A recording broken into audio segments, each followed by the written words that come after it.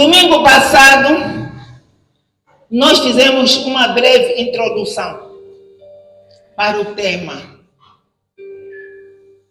Nós estamos em jejum e oração. Este jejum é facultativo, não é obrigatório. Antes de dizer, esse jejum não é para comer carne, não é para comer alho, cebola.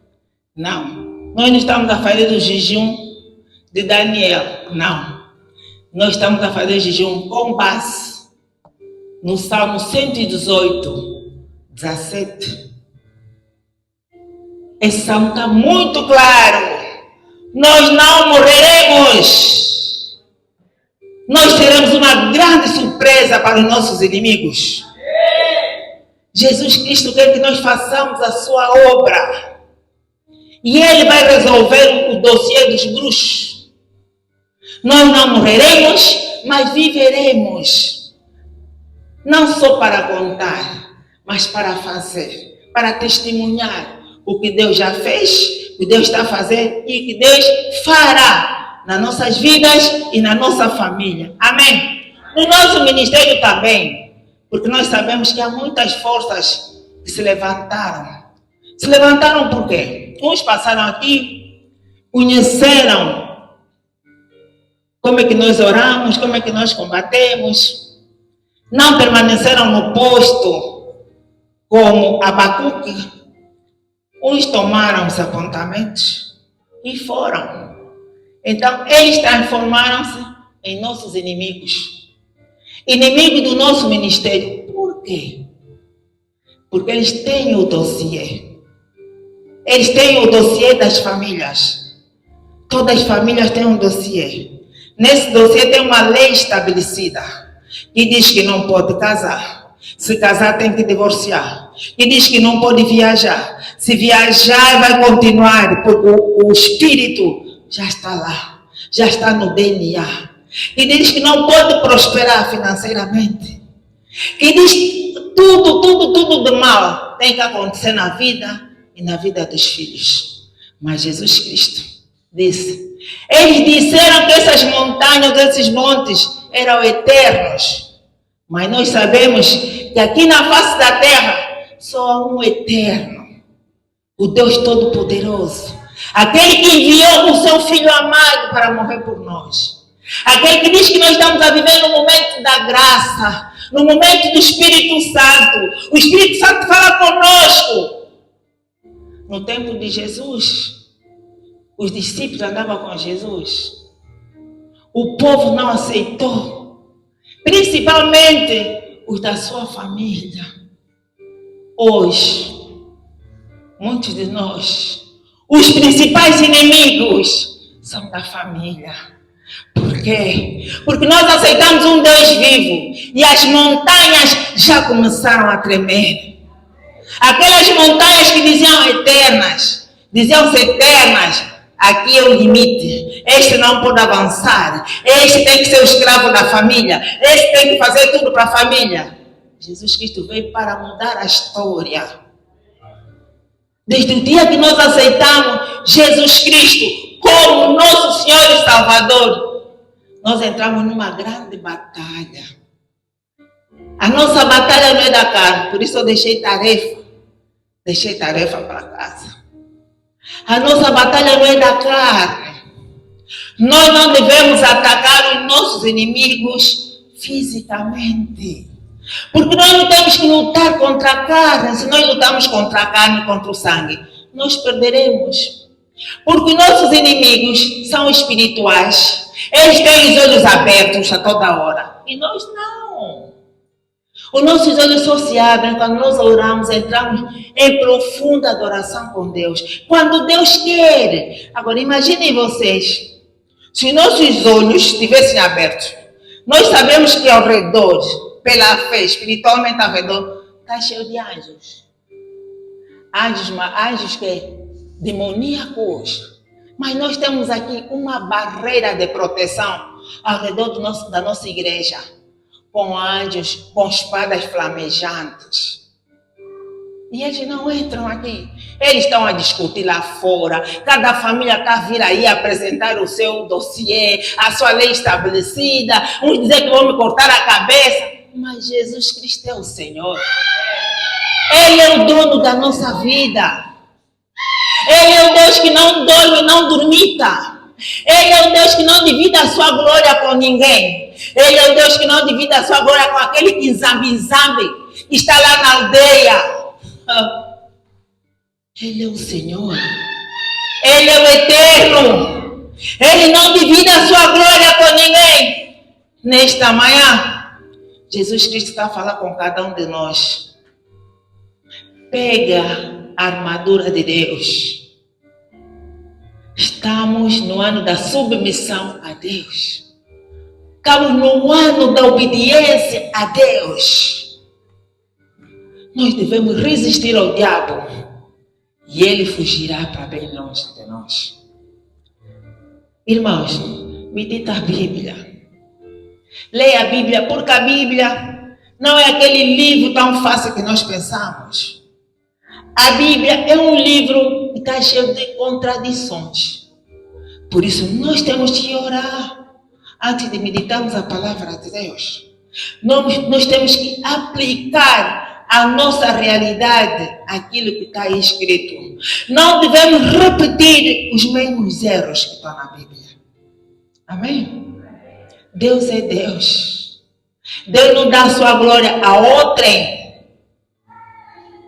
Vamos orar, vamos jejuar, vamos obedecer a palavra de Deus.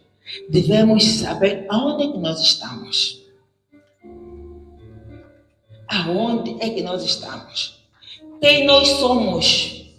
Qual é a nossa verdadeira identidade? Porque muitas das vezes nós vamos pelas vistas, pelas aparências.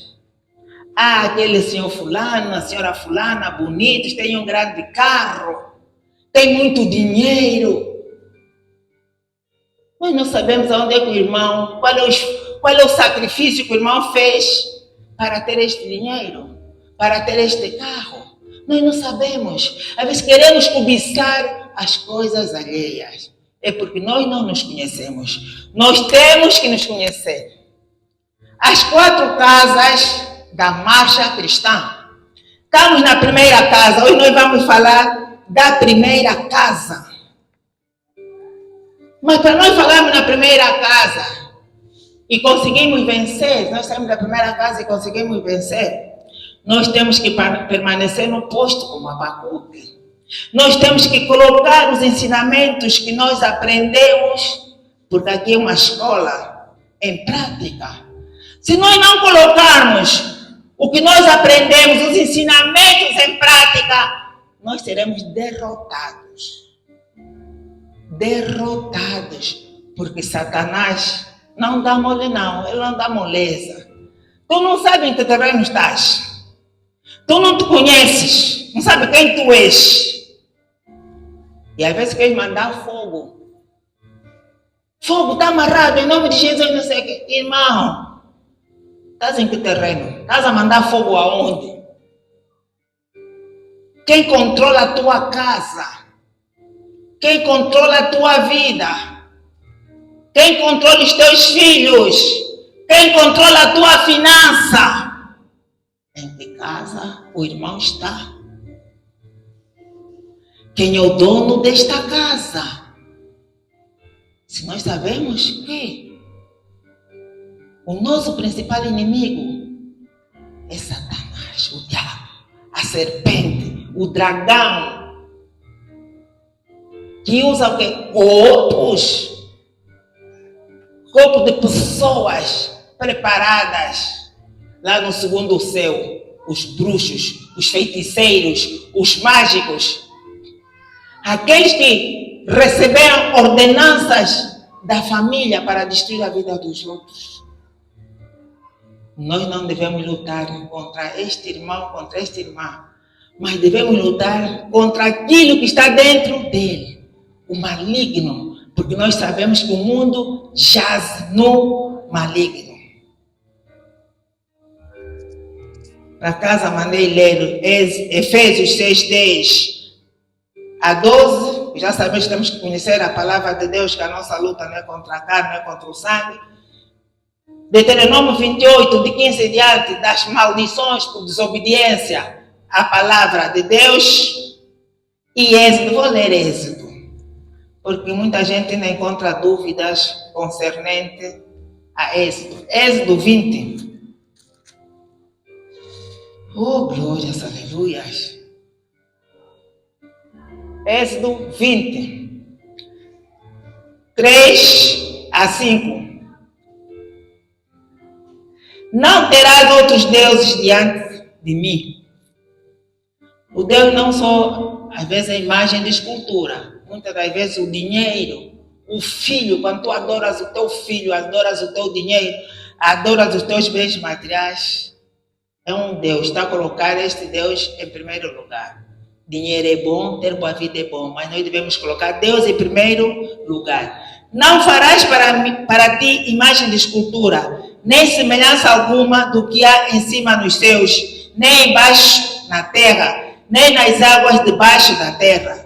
Não as adorarás, nem lhes darás culto, porque eu sou o Senhor teu Deus, Deus zeloso, que visita a iniquidade dos pais nos filhos, até a terceira e quarta geração daqueles que me aborrecem. Amém? Mas eu também é um Deus misericordioso. Vamos descer. E faço misericórdia até 1000 gerações daqueles que me amam e guardam os meus mandamentos. Os mandamentos de Deus.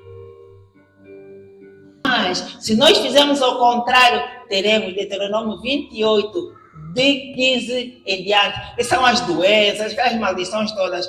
E muitos de nós viemos de famílias com maldições. Quase todas as famílias aqui, os seus ancestrais tiveram deuses, ou pode dizer todas as famílias.